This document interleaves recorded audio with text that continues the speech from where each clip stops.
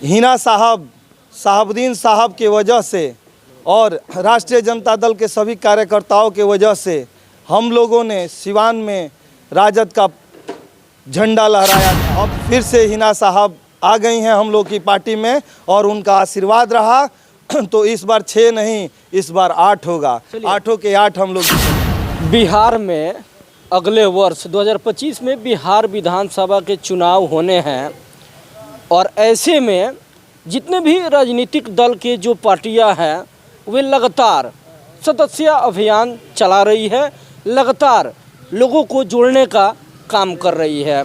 इसी बीच पहले हम आपको बता दें कि इस वक्त हम सदर विधायक के आवास पे हैं, जहां आज भी एक सदस्य अभियान के तहत लोगों को जोड़ा गया, तमाम बातें भी हुई होगी। चलिए, इस वक्त नगर अध्यक्ष इंजीनियर रमेश कुमार हमारे साथ हैं और इन्हीं से जुड़ते हैं और बातचीत करेंगे कि लगातार सदस्य अभियान के तहत लोगों को जोड़ी जा रही है, क्या इसका इफ़ेक्ट आने वाले 2025 विधानसभा चुनाव पे पड़ेंगे, कितने ये लोग सीट लाने में कामयाब होंगे। जुड़ते हैं, बहुत बहुत स्वागत है।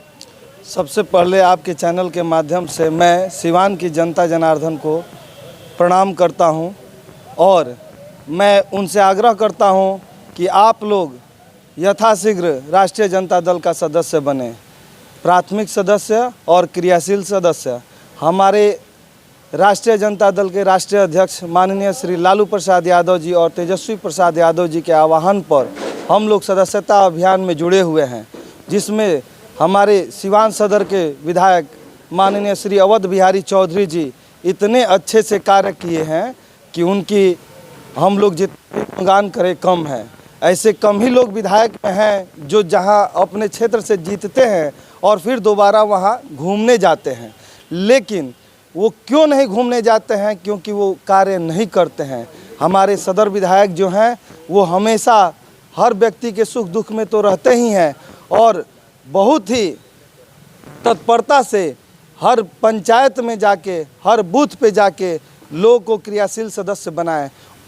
उसके लिए मैं उनको धन्यवाद देता हूं और मैं सिवान की जनता से यह आग्रह करता हूं कि ये अनमोल मोती हैं सिवान के लिए। ये इसलिए हम सबको इनके जैसे हीरे को, इनके जैसे मोती को पिरो कर रखना पड़ेगा, तभी जाके हम लोग का मार्गदर्शन हो सकता है। इंजीनियर रमेश कुमार जी, रुकेंगे थोड़ा सा देर के लिए। आप ही के लोग हैं, आप ही के कार्यकर्ता लोग हैं, वो ये मांग कर रहे हैं कि 2025 में युवाओं को मौका मिलना चाहिए। सिवान सदर की जहाँ तक बात है, देखिए, जो बोल रहे हैं कि युवाओं को मौका मिलना चाहिए वो समझ नहीं रखते हैं। इसलिए समझ नहीं रखते हैं क्योंकि अगर समझते तो जानते कि हमारे पास क्या है। कोहिनूर जो होता है, उसी तरह राजनीतिक क्षेत्र में हमारे आदरणीय श्री अवध बिहारी चौधरी जी इस सिवान जिले के लिए कोहिनूर है। आज यहाँ से कोई युवा जीत के जाता है या कोई ABCD जीत के जाता है तो विधानसभा में क्या बनेगा आप स्वयं सोच सकते हैं। यहाँ से कोई जीत के जाएगा तो बहुत से ज़्यादा कुछ बनेगा, तो मंत्री पद उसको मिल सकता है, मुख्यमंत्री कोई नहीं बन सकता है, बिहार विधानसभा का अध्यक्ष नहीं बन सकता है। लेकिन माननीय अवध बिहारी चौधरी जी अगर फिर से यहाँ से जीतते हैं तो पूरे बिहार प्रदेश का मार्गदर्शन करेंगे और फिर से अध्यक्ष बनेंगे। इसलिए लोकसभा चुनाव में ये भी काफ़ी तेज चर्चाएं थी कि अवध बिहारी जो हैं वो भी सदर विधायक भी रहेंगे, फिर दिल्ली जाने की सोच रहे हैं, तो आखिर कार्यकर्ता जो है, युवा लोग केवल झंडा ढोएगा। देखिए, उनका कोई मंशा नहीं था कि मैं लोकसभा लड़ूं, लेकिन शीर्ष नेतृत्व का, पार्टी का जो निर्देश होगा उसको पालन करने का हम सब का उत्तरदायित्व होता है, कर्तव्य होता है, धर्म होता है। उसी तरह राष्ट्रीय जनता दल के कर्तव्यों का निर्वहन करने के लिए उन्होंने लोकसभा का चुनाव लड़े, लेकिन यहाँ की जनता नकार दी। तो जनता क्यों नकारी वो आप भी जानते हैं, हम भी जानते हैं और सब जानते हैं, और क्या रिजल्ट हुआ और क्यों हुआ। इसलिए मैं कहता हूं किसी के गुमराह करने से आप सभी गुमराहित न होइए, अपना डिसीजन स्वयं लीजिए, सुनिए सबकी, करिए अपनी। इसलिए जनता जनार्दन से मैं हमेशा कहूँगा कि आप लोग अच्छे बुरे सही गलत का निर्णय स्वयं कर सकते हैं, इसलिए किसी के बातों को मत सुनिए। विरोधी लोग हैं, विपक्षी लोग हैं, वो बहुत शातिर हैं, गगरा दिखा के लोटा खींच लिया करते हैं। अभी बताइए आज सिवान किन परिस्थितियों में चल रहा है। लगभग हमको लग रहा है 15-20 साल हो गया, अभी तक कोई परिवर्तन नहीं हो रहा है। केवल डर का माहौल पैदा किया जा रहा है, अच्छों को मौका नहीं दिया जा रहा है, सही को चुनाव करने नहीं दिया जा रहा है। केवल डराने से नहीं होगा, अब जनता जाग चुकी है। चलिए, मरहूम डॉक्टर मोहम्मद शहाबुद्दीन की पत्नी फिर से वो घर वापसी कर ली हैं, राष्ट्रीय जनता दल में वो शामिल हो गई हैं ओसामा साहब को लेकर के।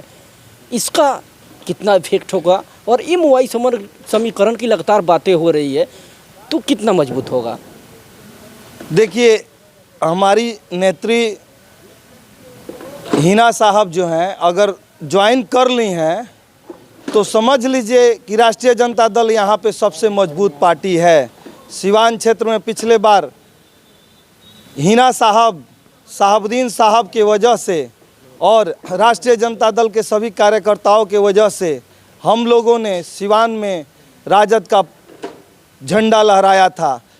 अधिक से अधिक सीट 6 सीट पे हम लोग विजय प्राप्त किए थे महागठबंधन के तौर पे। अब फिर से हिना साहब आ गई हैं हम लोग की पार्टी में और उनका आशीर्वाद रहा तो इस बार 6 नहीं, इस बार 8 होगा। 8 के 8 हम लोग जीतेंगे। प्रतिपक्ष नेता और आप लोग के नेता यानी तेजस्वी प्रसाद यादव ने ऐलान किया है कि अगर हम लोग की सरकार बनती है तो 2500 रुपये की बातें उन्होंने बोला है। क्या लगता है, आप लोग को नहीं लगता कि जब चुनाव आते हैं तो ये हथकंडे अपनाए जाते हैं?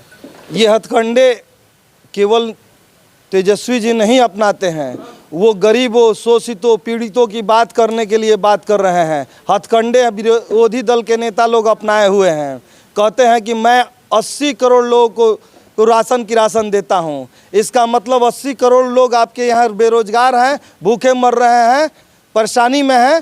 तो परेशानी में है तो उसको सॉल्व करना है ना, परेशानी दूर करना है। तो आप राशन की राशन बांट रहे हैं और पूंजीपतियों के जितने भी लोन है लोन माफ़ कर रहे हैं। तो लोन पूंजीपतियों को ना माफ़ करके माननीय श्री तेजस्वी प्रसाद यादव जी उन लोन का पैसा गरीब महिलाओं, माता और बहनों में वितरण करने के लिए सोचे हैं, तो क्या गलत किए हैं? चलिए, इस बार क्या होगा? अगर तेजस्वी की सरकार आप लोग बनाते हैं, राष्ट्रीय जनता दल की अगर सरकार बनती है तो क्या पलायन रुकेगा? काफ़ी संख्या में जो लोग बिहार से दूसरे राज्यों में जा रहे हैं, मजदूरी मेहनत जो कर रहे हैं, क्या उस पर आप लोग रोक लगा पाएंगे या फिर?